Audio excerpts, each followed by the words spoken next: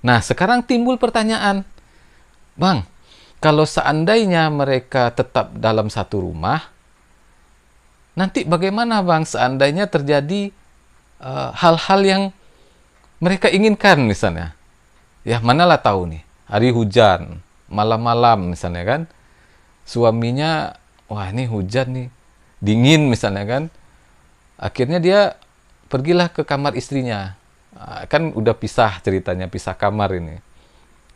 Dan istrinya pun tahu dia, oh suaminya nih datang kan. Akhirnya mereka melakukan hubungan suami istri. Itu gimana Bang? Nah itu rujuk namanya.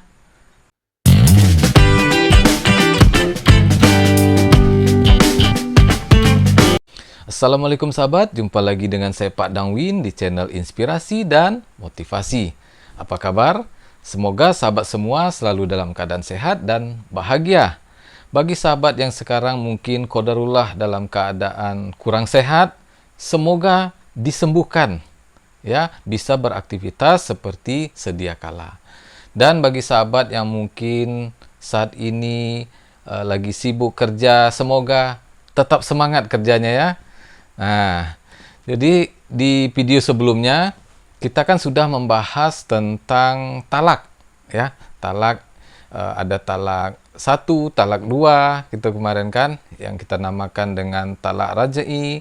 Ada juga talak 3 atau talak bain. Nah, di video kali ini kita akan membahas yaitu tentang salah kaprah, ya, salah kaprah tentang talak di masyarakat kita. Nah, ini tidak semua ya, tapi kebanyakan saya lihat ini ada salah kaprah dalam memahami apa itu talak. Nah, salah kaprahnya di mana? Nih, contoh satu. Ya, jadi udah kebiasaan di masyarakat kita kalau sudah talak, maka itu statusnya sudah bukan suami istri lagi. Ya, begitu talak jatuh, besoknya langsung semua barang-barangnya dikeluarkan dari rumah, ya kan? Langsung pergi yang perempuan ke rumah orang tuanya gitu. Ini salah teman-teman. Kenapa saya bilang salah? Yang namanya masih status talak itu berarti kamu ini masih statusnya suami istri, ya. Jadi sudah selayaknya istrimu ini tetap di dalam rumah gitu loh. Dia tidak boleh pergi meninggalkan rumah. Ya, nah ini kadang yang jadi kesalahan gitu. Baru jatuh talak 1 atau talak 2 itu udah pergi, ya. Padahal kita sebagai suami kita Allah melarang kita untuk mengusir, ya, mengusir atau menyuruh istri kita keluar dari rumah. Kenapa? Statusnya ini masih istri kita, gitu. Ya, selama masih ada masa iddah, itu adalah istri kita. Dan kita masih mempunyai kewajiban untuk memberikan nafkah, memberikan perlindungan, ya kan? Kenapa? Ini statusnya masih istri. Beda kalau sudah nanti lewat masa iddahnya, tidak juga rujuk, resmilah bercerai. Nah, kalau sudah bercerai baru boleh dia keluar dari rumah, dan memang harus keluar gitu. Karena statusnya sudah bukan suami istri lagi. Jadi jangan salah ya teman-teman. Ya, begitu juga yang perempuan, yang istrinya. Begitu jatuh talak, kamu jangan langsung pergi dari rumah suamimu. Kenapa? Karena kamu masih statusnya sebagai istri gitu. Dalilnya di surat Al-Baqarah ayat 228. Ya, yang artinya wanita-wanita yang ditalak hendaklah menahan diri atau menunggu 3 kali quru atau masa iddah.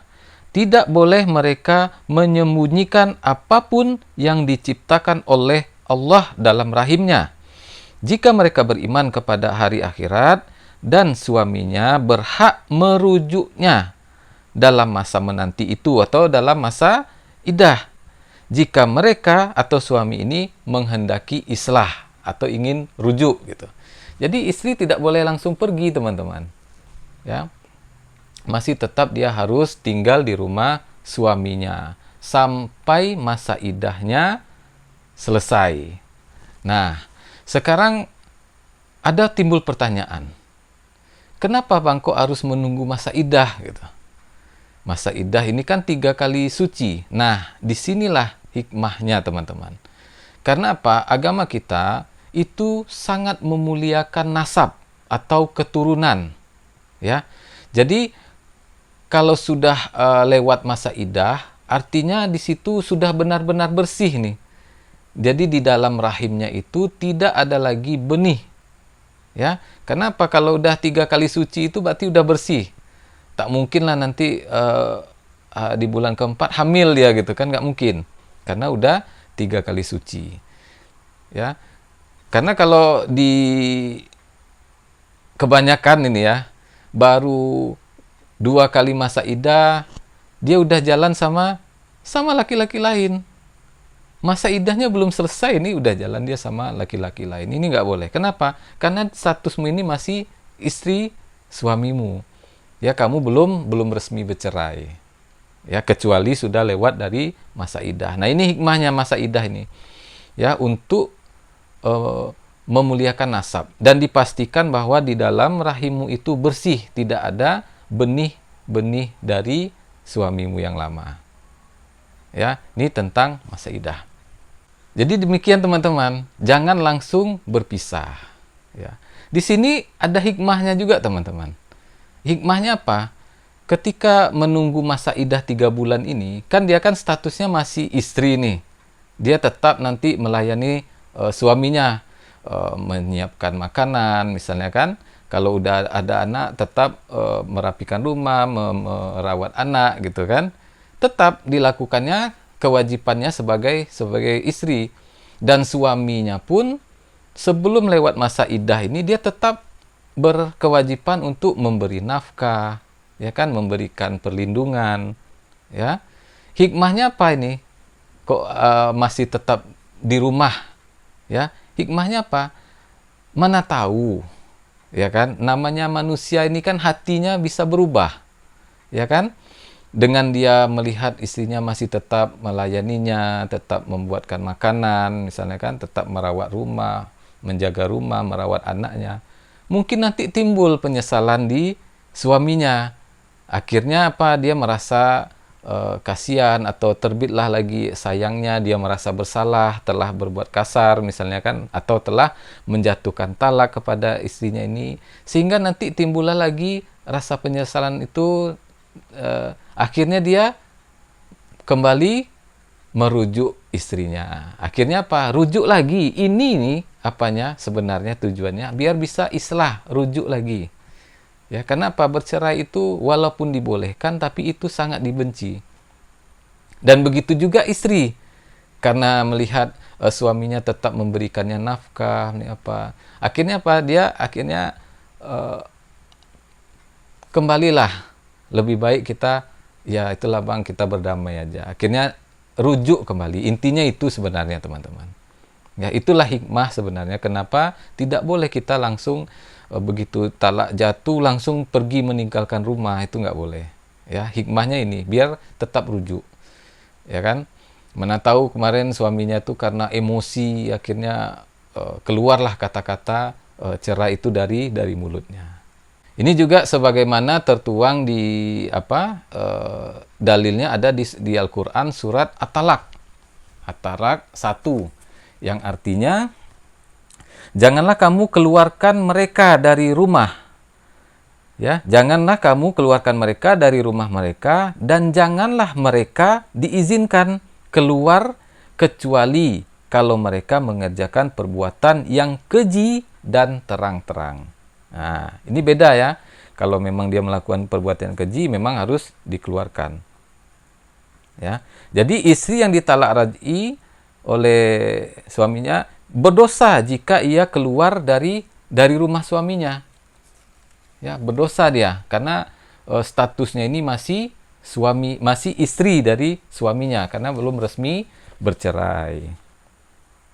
Ibnu Katsir rahimahullah juga menafsirkan ayat ini bahwa istri yang dicerai tetap diperintahkan untuk tinggal di rumah suaminya selama masa idahnya.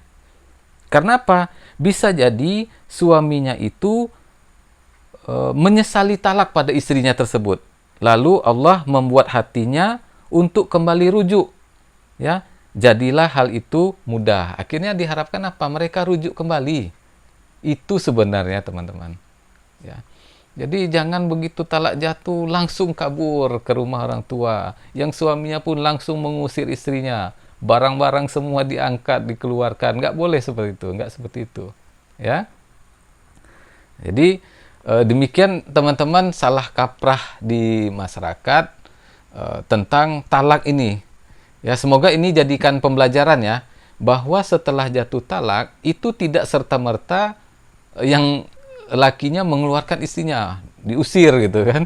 Tidak seperti itu. Yang istri pun tidak boleh langsung pergi meninggalkan rumahnya. Nah, itu tidak boleh. Ya, berdosa kalau istrinya meninggalkan rumah suaminya sebelum masa iddahnya selesai. Kenapa? Sebelum masa iddah selesai, statusnya masih suami istri. Ya, kecuali sudah selesai masa iddahnya, mereka resmi bercerai. Kalau mau rujuk pun, seperti yang saya bilang di video sebelumnya, itu harus nikah ulang. Itu solusinya. Nah, beda lagi dengan talak 3. Kalau talak 3, begitu jatuh talak, memang harus segera keluar dari rumah suaminya. Kenapa? Mereka tidak akan bisa rujuk lagi. Itu bedanya talak 1, talak 2 dengan talak 3. Kalau talak 3 memang begitu keluar kata talak tersebut, istrinya sudah bukan lagi istrinya dan harus segera keluar dari rumahnya. Nah, sekarang timbul pertanyaan, Bang, kalau seandainya mereka tetap dalam satu rumah, nanti bagaimana Bang seandainya terjadi hal-hal yang mereka inginkan misalnya? Ya, manalah tahu nih, hari hujan, malam-malam misalnya kan, suaminya, wah ini hujan nih, dingin misalnya kan, akhirnya dia pergilah ke kamar istrinya. Kan udah pisah ceritanya, pisah kamar ini. Dan istrinya pun tahu dia, oh suaminya nih datang kan, akhirnya mereka melakukan hubungan suami istri. Itu gimana Bang? Nah itu rujuk namanya.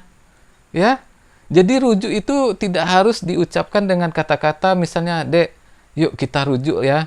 Abang minta maaf karena kemarin sudah menjatuhkan talak atau sudah berbuat kasar misalnya. Berkata-kata kasar dan menjatuhkan talak. Tidak cuma diucapkan, lewat perbuatan juga. Begitu mereka melakukan hubungan suami istri, itu udah rujuk namanya teman-teman. Ya, kalau udah begitu udah rujuk namanya itu. Nah, tidak perlulah dia keluar dari rumahnya. Selesailah masa iddah tuh udah rujuk tuh, nggak perlu. Kenapa? Sebelum masa iddah selesai itu masih bisa rujuk. Ya, ini hikmahnya nih. Jadi tidak jadi dia bercerai. Ingat ya, perceraian itu boleh, namun itu sesuatu yang dibenci. Ya, jadi kalau bisa rujuk, lebih baik kita rujuk. Karena begitu terjadi perceraian, banyak efek negatifnya teman-teman. Pertama, apalagi bagi pasangan suami istri yang sudah mempunyai anak. Ini kasihan nanti anak-anaknya, masa depannya nanti kasihan. Nah, jadi seperti itu ya teman-teman. Begitu talak jatuh tidak boleh langsung keluar. Jadi tidak serta-merta ini langsung berpisah, enggak. Nah, ini kadang yang sering terjadi di masyarakat kita. Jadi salah kaprah gitu. Jadi demikian ya teman-teman, sharing santai kita di video kali ini. Semoga bermanfaat. Ya, terima kasih kepada teman-teman yang sudah menonton video saya dari awal sampai akhir. Sampai jumpa di video selanjutnya. Assalamualaikum warahmatullahi wabarakatuh.